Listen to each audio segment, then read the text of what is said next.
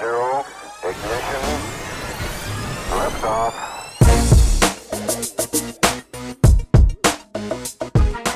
Hello, my name is Austen Bundy, and here's this week's 60-second news update. Captured. Early Monday morning, police arrested a suspect in connection to a series of blasts in New Jersey and New York over the weekend. 28-year-old Ahmad Rahami was found sleeping at the entrance of a bar in Linden, New Jersey, where a local resident called police, who then attempted to wake him up when they recognized him as the suspect depicted on wanted posters. Rahami then pulled what was described as a handgun and managed to shoot one officer in the hand and another in the bulletproof vest he was wearing. Rahami was shot in the leg by police and taken into custody for questioning. Officials say it is still unclear if he acted alone, but it is unlikely any information regarding a terror cell working in the area is credible. New York Governor Andrew Cuomo declared the events over the weekend as acts of terror, and President Obama spoke Monday, giving his support to the people of both states. Donald Trump praised his own call of the events that transpired over the weekend, saying he should have been a newscaster. I'm sure a lot of Americans would have preferred that. Now moving on to politics. The election countdown clock is down to 48 days, and the polls just can't give us a clear picture on who's going to win.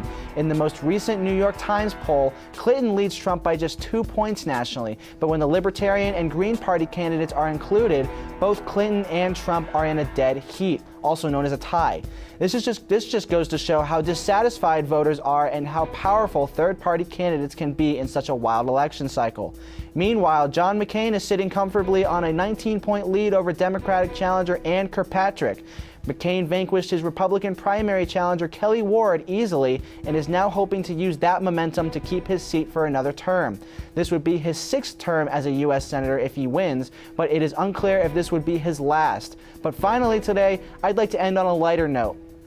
Apparently, Hillary Clinton believes that Pepe the Frog, yes, you heard me correctly, Pepe the Frog, a popular meme from the World Wide Web, is one of the, quote, deplorables, the group of close advisors and prominent supporters of Donald Trump who Clinton says don't represent American values.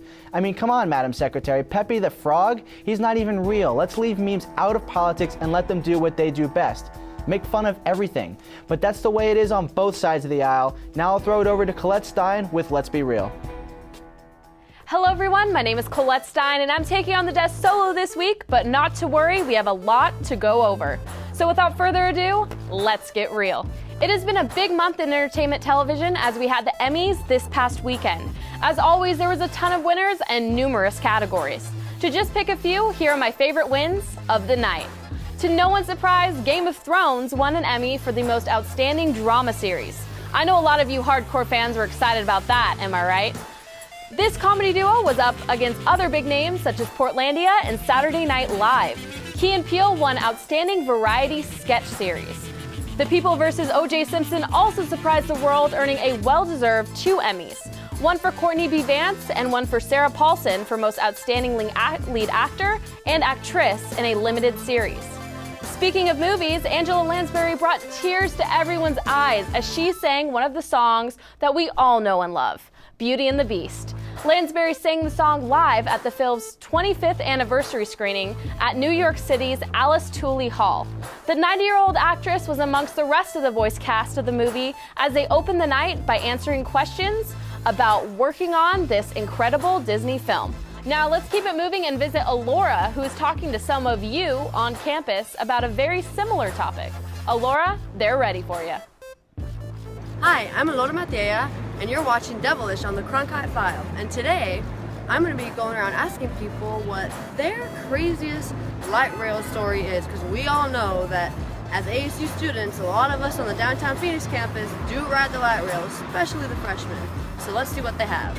Okay, so what is the craziest experience you've had or witnessed while riding the light rail?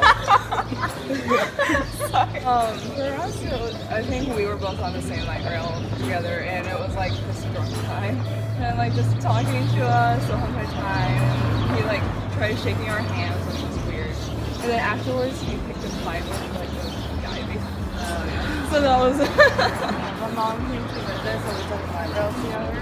A guy, like, he was sitting right in front of us, and he was, like, sharpening his knife. Casually, sharpening the knife on the light rail? Yeah, we were freaking out. Oh, there was this group of very, like, drunk, they were cross-faded dudes, and they were playing, you know that Ellen game? And heads up or something, like the thing on your head.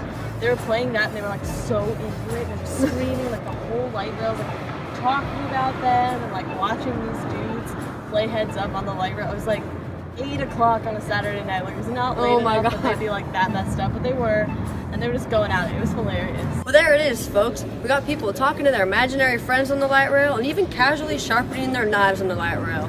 Now that's different. But please tune in on Devilish next week to see what we have on the Cronkite File. Gosh, I'm glad I don't have to ride the light rail anymore. That is a big no thank you. Now moving our attention to sports, here's Miss Jade Hanson with Off the Top.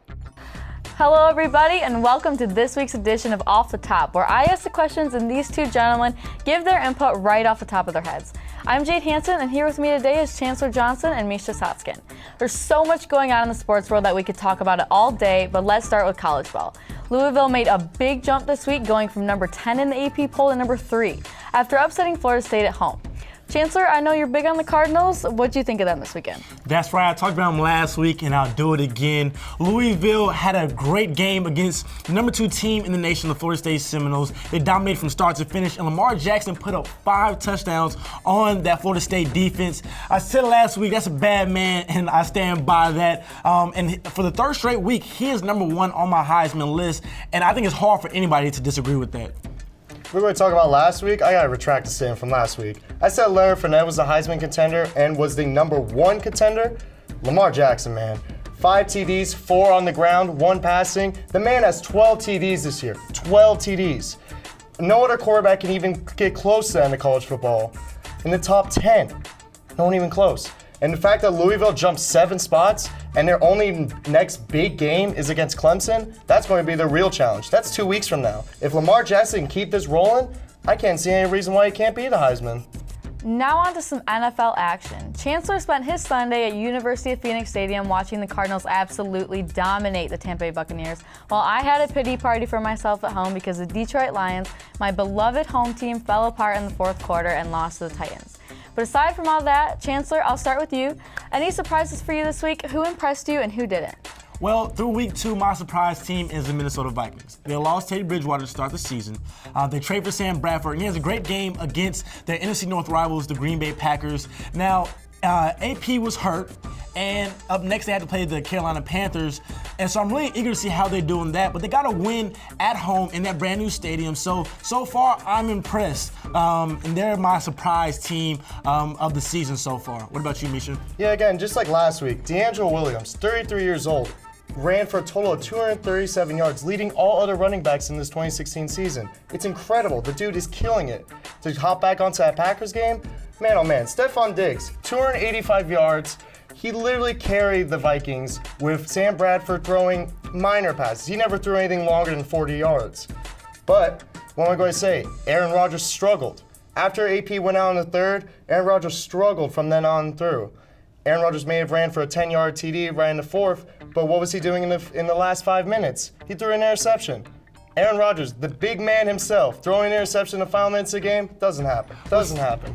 That's right, Stephon Diggs put up some big numbers, and I know his fantasy owners were really happy about that, but I wouldn't worry too much about the Packers. This isn't the first time they started the season off a little slow. They're 1-1, and I think they'll be fine. Aaron Rodgers has come through for them in the past, and the North isn't that tough for them, so they had a road loss against a division rival, but I know Aaron Rodgers, I'm sure they'll be fine. It's only week 2 of the season. They still got plenty of time to get some things together, so I wouldn't worry too much about the Packers, not yet at least. But if you really want to worry about someone, look at AP. AP's out. Should he opt to play? I mean, there's 3 options he can do. He can choose to play, but here's the problem. He's already got injury history in the past. He just came back from a torn ACL 2 years ago. What do you think he's going to do now? Well, see, it's really up to AP. He knows his body best. You know, I'm sure he'll take the doctor's opinions and he'll kind of run with that. But we'll see how the Vikings do. We'll see how their running game changes and how that might affect their passing attack as well. But I think AP is going to make the right decision for him. I know he said he wants to play for, I believe, 20 seasons. I think that's what he said. So I think he's going to make the right decision for him. And when he's ready to come back, he'll come back. And I'm sure he'll come back as Adrian Peterson that we all know and love. And there you have it. We could talk about this all day, but that's all the time we have for now. For Chancellor Johnson and Misha Tsatskin and everyone here at the Cronkite File, I'm Jade Hanson, and thank you for watching.